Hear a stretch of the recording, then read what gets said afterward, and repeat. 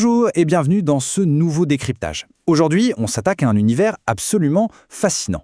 C'est totalement invisible à l'œil nu et pourtant, c'est littéralement ce qui fait tourner notre monde moderne. De la chaleur réconfortante de notre salon jusqu'aux chaînes de production des usines géantes, il y a un chef d'orchestre silencieux, l'art de la régulation industrielle. En gros, c'est la magie de l'ingénierie qui permet aux machines de se contrôler toutes seules. On va voir les objets de notre quotidien sous un angle bien différent. C'est parti. Pour vraiment saisir le génie derrière tout ça, prenons un exemple que tout le monde connaît. Le matin, sous la douche.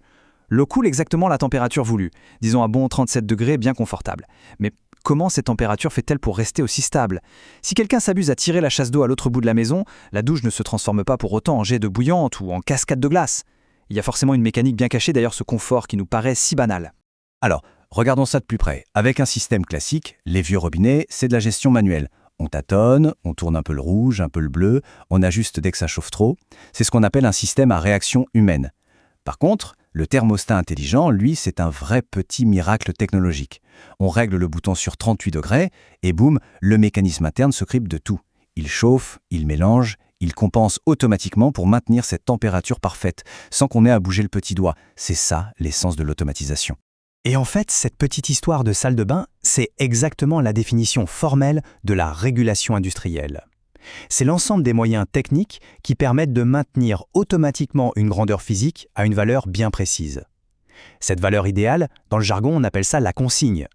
Mais là où c'est fort, c'est que le système maintient cette consigne malgré toutes les perturbations extérieures.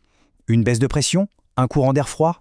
Pas de problème, le système encaisse le coup et corrige le tir tout seul. Chapitre 1 – Des systèmes au quotidien. On pourrait facilement croire que ces concepts de régulation, c'est réservé aux énormes cuves chimiques ou aux robots d'assemblage ultra complexes. Eh bien, pas du tout. Cette logique est absolument partout. Prenez la conduite sur autoroute par exemple. Maintenir sa voiture bien au centre de sa voie, c'est piloter un système de régulation en temps réel. L'objectif, la fameuse consigne, c'est de garder une distance précise entre la voiture et la ligne blanche sur la droite. Ça nous semble instinctif, mais c'est une boucle de contrôle extrêmement sophistiquée. Si on décortique ce qui se passe dans la tête du conducteur, on retrouve 3 étapes ultra logiques. D'abord, l'observation. Les yeux mesurent la distance réelle par rapport au bord de la route. Ensuite, la réflexion. Le cerveau compare cette distance avec la trajectoire idéale, ce qui lui permet de calculer l'écart, l'erreur. Et enfin, l'action. Les mains tournent le volant pour corriger tout ça. Et cette petite danse recommence encore et encore à l'infini. Et c'est là que c'est génial de voir comment on peut schématiser une action humaine. L'information visuelle repart en arrière pour corriger la direction. C'est le principe même de la rétroaction. Imaginez une grosse rafale de vent qui déporte soudainement la voiture, ça c'est la perturbation imprévue. Les yeux détectent l'erreur instantanément et la boucle impose une nouvelle action sur le volant pour ramener la voiture exactement là où elle doit être. Anatomie d'une boucle fermée, structure industrielle. Alors, comment on fait pour traduire cette incroyable capacité d'adaptation du cerveau humain en composants électroniques pour des usines entières? La réponse, c'est la boucle fermée. Notre analogie du conducteur s'applique parfaitement à ce schéma industriel. On a la chaîne d'action en haut et la chaîne d'observation en bas. Le système passe son temps à comparer le résultat obtenu à la consigne de départ et il s'ajuste tout seul. Le vocabulaire technique est vraiment intéressant à superposer ici. Chaque élément a son équivalent. La consigne, c'est notre objectif. Le capteur, c'est l'œil de la machine. Il observe et mesure. Le régulateur, c'est le cerveau. C'est lui qui calcule l'écart et décide de ce qu'il faut faire. L'actionneur, que ce soit une vanne ou un gros moteur, c'est le muscle qui fait le travail physique. Et les perturbations, ce sont tous les aléas, comme le coup de vent de tout à l'heure, qui viennent semer la zizanie. Manuel contre automatique, les modes de contrôle. Faisons une petite pause pour aborder une question cruciale. Pourquoi est-ce qu'on s'embête à tout automatiser au fond? Pourquoi ne pas garder des humains pour ajuster les machines? Eh bien, imaginez qu'on doive contrôler le niveau d'eau d'un grand réservoir à la main. En théorie, il faudrait 3 personnes. Une pour fixer la jauge des yeux, une autre pour réfléchir au calcul, et une troisième en train de tourner frénétiquement la vanne. Ça, c'est ce qu'on appelle fonctionner en boucle ouverte.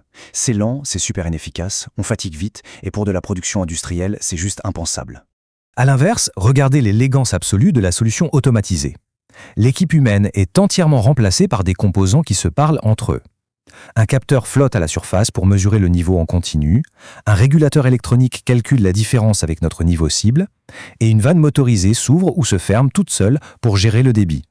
S'il y a une fuite inattendue, pas de panique, le système s'équilibre tout seul sans aucune intervention de notre part. Le truc hyper important à retenir de ce décryptage, c'est la différence entre ces deux mondes. En boucle ouverte, on avance à l'aveugle, on fait un réglage et on croise des doigts sans aucun retour d'information, ce qui laisse le processus totalement vulnérable. Mais en boucle fermée, c'est là que la magie opère. Grâce à cette fameuse rétroaction continue, le système réussit l'exploit de stabiliser des choses naturellement instables. Il ignore les perturbations et maintient une précision redoutable. C'est vraiment le cœur battant de toute l'industrie moderne. Représenter les systèmes industriels. Évidemment, avec des milliers de capteurs et d'actionneurs dans une usine, on peut se demander comment les ingénieurs font pour ne pas s'y perdre. La réponse, c'est la cartographie. Ils utilisent des langages universels hyper stricts, notamment ce qu'on appelle les schémas TI pour tuyauterie et instrumentation, ou les schémas PCF. Que ce soit pour piloter un gigantesque aérotherme qui chauffe de l'air au degré près, ou un énorme mélangeur qui dose du lait et du chocolat avec une précision diabolique, ces plans sont vitaux. Ils répertorient le moindre tuyau, la moindre vanne. C'est cette vue d'ensemble qui permet de construire et de maintenir ces chefs-d'œuvre invisibles.